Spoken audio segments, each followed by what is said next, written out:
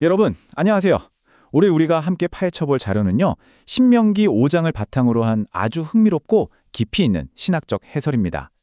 단순히 오래된 성경 구절을 읽어보자는 게 아니고요, 우리가 평소에 흔히 알고 있던 축복 그리고 두려움이라는 개념을 완전히 뒤지고 보는 말 그대로 인식의 전환을 가져다줄 아주 흥미진진한 여정이 될 겁니다. 자, 준비되셨나요? 바로 시작해보겠습니다. 본격적으로 들어가기 전에 제가 질문 하나 드릴게요. 여러분, 축복받는다는 게 과연 무슨 뜻일까요? 사실 현대사회를 살아가는 우리는 은연중에 종교적인 축복조차 거래처럼 생각할 때가 많잖아요. 내가 헌금을 이만큼 했으니까 혹은 기도를 이만큼 했으니까 그 대가로 복을 받겠지 하는 식으로요. 하지만 오늘 다룰 자료는 우리의 이런 얄팍한 고정관념을 아주 제대로 꼬집고 있습니다. 이 자료의 핵심 주장은 아주 명확합니다. 세대를 거쳐 대대손손 이어지는 진짜 축복은 단순히 기계적으로 순종한다고 주어지는 게 아니라는 거예요. 그것은 바로 경외라는 특정한 마음의 자세와 절대적으로 연결되어 있습니다. 결국 우리가 절대자를 어떤 태도로 마주하느냐, 바로 그것이 우리 삶에 찾아오는 축복의 질과 양을 완전히 결정지어버린다는 뜻이죠. 오늘 다룰 내용을 5가지로 빠르게 짚어보겠습니다. 첫째, 영원한 복의 약속.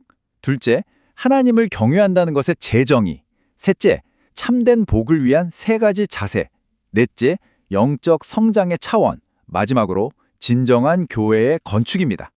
자, 그럼 바로 첫 번째 파트, 영원한 복의 약속부터 시작해 보겠습니다. 저자는 이 거대한 신학적 이야기의 출발점을 구약 성경의 신의 산으로 잡고 있습니다.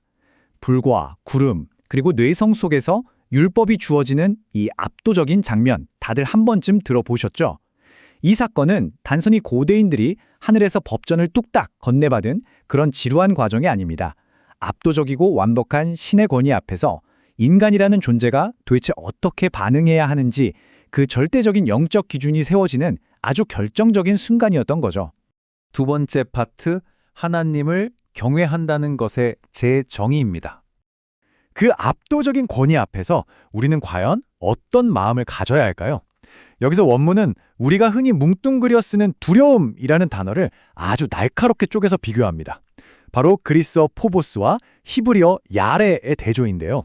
포보스가 심판에 대한 벌벌 떠는 공포, 그러니까 자기를 숨기고 회개조차 거부하게 만드는 닫힌 감정이라면 야레는 차원이 다릅니다. 야레는 거룩한 존재 앞에서 내 부족함을 깊이 인정하고 우러러보는 그야말로 존경이 꽉 들어찬 경외심을 뜻하거든요. 이 차이가 실제 우리 내면에서 어떻게 작동하는지 볼까요? 포보스, 즉 공포에 갇힌 마음은 책임을 피하려고 귀를 막고 숨어버립니다. 영적인 통로가 콱 막혀버리는 거죠. 반면에 야레, 그러니까 진정한 경외심을 품은 마음은 완전히 다릅니다. 부족한 모습 그대로 무릎을 꿇고 빛을 향해 열려있기 때문에 하늘의 축복과 성령이 흘러들어오는 완벽한 통로가 되는 겁니다. 결국 우리가 어떤 두려움을 선택하느냐가 모든 걸 가르는 셈이죠. 세 번째 파트, 참된 복을 위한 3가지 자세입니다. 지금까지 큰 그림을 봤다면 이제 우리가 일상에서 어떻게 해야 하는지 구체적으로 들어가 볼게요. 원문 자료에서는 신의 산 앞에 섰던 백성들의 반응을 바탕으로 우리가 반드시 갖춰야 할 3가지 자세를 뽑아냅니다. 바로 겸손, 순수, 그리고 결단입니다. 이건 그냥 착하게 살아라 같은 도덕 윤리가 아니에요. 저자는 이 3가지가 대대손손 이어질 복을 온전히 담아내기 위해 꼭 필요한 영적인 그릇의 형태라고 쐐기를 받고 있습니다. 그 중에서도 첫 번째인 이 겸손을 아주 기가 막힌 비유로 설명하는데요. 마치 정교한 톱니바퀴 같다고 표현합니다. 그러니까 여기서 말하는 겸손은 남들 앞에서 그냥 예의 바르게 고개를 숙이는 척하는 표면적인 감정이 아니라는 뜻입니다. 우리의 생각을 관장하는 지성, 무언가를 느끼는 감성, 그리고 행동으로 옮기는 의지, 이 3개의 거대한 톱니바퀴가 신의 뜻이라는 하나의 중심축에 딱 맞물려 돌아가는 상태, 내면 시스템 전체가 겸손으로 포맷되어야 한다는 뜻이죠. 네 번째 파트, 영적 성장의 차원입니다. 이렇게 치밀하게 다져진 경외심과 겸손이 실제로 한 사람을 어떻게 성장시키는지 살펴볼까요? 원문은 이 눈에 보이지 않는 영적인 성장을 3차원 공간에서 자라나는 나무로 매핑해서 보여줍니다. 밑으로 깊게 뿌리내리는 깊이가 바로 겸손이고요. 위로 뻗어가는 높이가 순수입니다. 그리고 가지가 양 옆으로 넓게 퍼지는 너비가 바로 경외의 크기인 거죠. 그리고 이 모든 게 자라나는 시간, 즉 길이의 축을 성실이라고 설명합니다. 영성이란 건 그냥 1차원적인 게 아니라 이렇게 아주 입체적이라는 거죠. 이 3차원의 축들이 아주 건강하게 밸런스를 잡을 때 우리는 비로소 생명력 넘치고 풍성한 열매를 맺게 됩니다.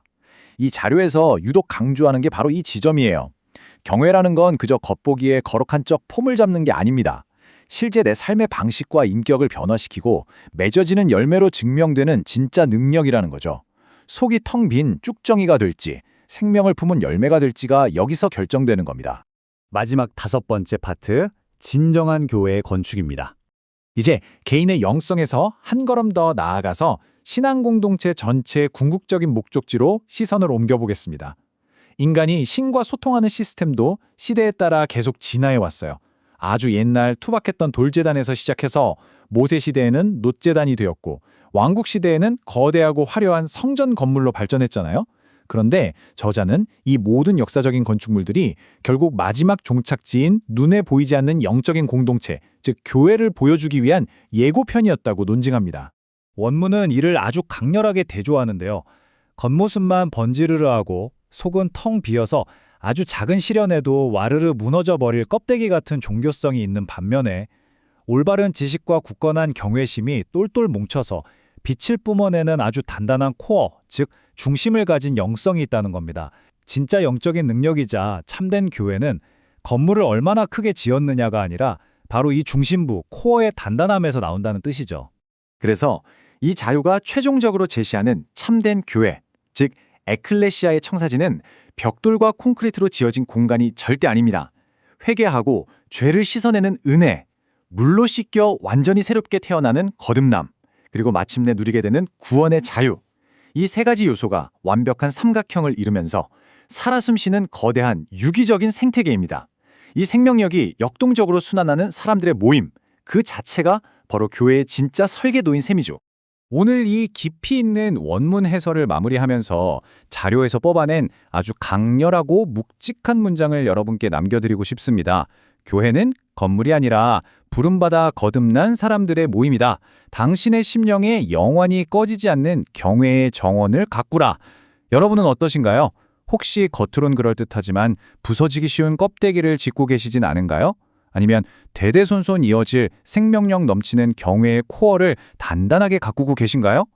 무엇이 진짜 축복인지 스스로 질문해보는 시간이 되셨길 바라며 오늘 해설은 여기서 마치겠습니다. 끝까지 함께해 주셔서 정말 감사합니다.